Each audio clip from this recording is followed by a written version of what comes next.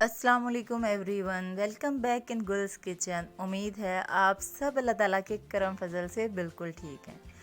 और जैसा कि अब रमज़ान का बिल्कुल एंड चल रहा है और एक या दो रोज़े मज़ीद रह गए हैं। अल्लाह ताला खैर करे और अल्लाह ताला हम सब की इबादत को कबूल करे।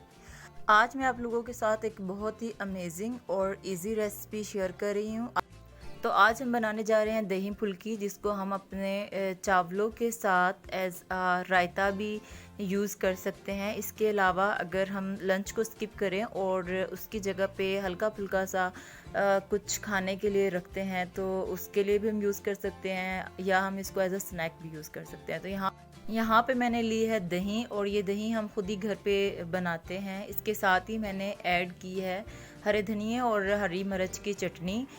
इस चटनी का लिंक आपको ऊपर आई बटन में प्रोवाइड कर दिया जाएगा। इसके अलावा डिस्क्रिप्शन में भी ऐड कर दिया जाएगा, आप चाहें तो वहाँ से इसे सीख सकते हैं।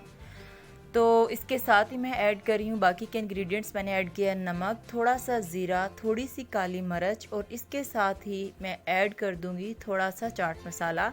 अगर आपके पास चाट मसाला अवेलेबल नहीं है, सम टाइम नहीं होता हमारे किचन में अवेलेबल, तो आप इसे स्किप कर सकते हैं। ऐसा कोई हार्ड एंड फास्ट रूल नहीं है कि आपके पास अगर कोई चीज़ नहीं है तो आप ये सोचें कि अब तो मैं ये बना नहीं सकती।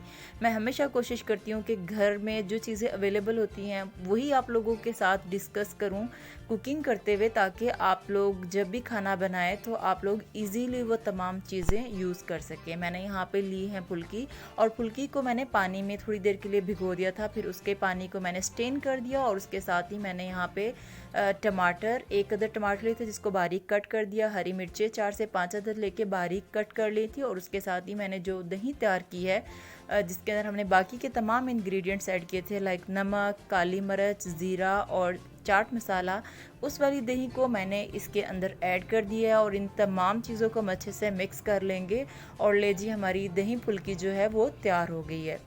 सम टाइम ऐसा होता है कि हम लोग इतना जल्दी में होते हैं ड्यूरिंग रमज़ान ही कि सम टाइम आलू बॉयल नहीं होते या चने बॉयल नहीं हो पाते, तो आप इस तरह से भी हल्का फुल्का सा कुछ तैयार कर सकते हैं। इसके अलावा जैसा कि मैंने आपको बताया कि हम इसको चावलों के साथ रायते के तौर पे भी इस्तेमाल कर सकते हैं। ये छोटी छोटी सी रेसिपीज़ हैं और बहुत आसान है, ज़्यादा टाइम भी कंज्यूम नहीं होता और जल्दी से ये तैयार भी हो जाती हैं।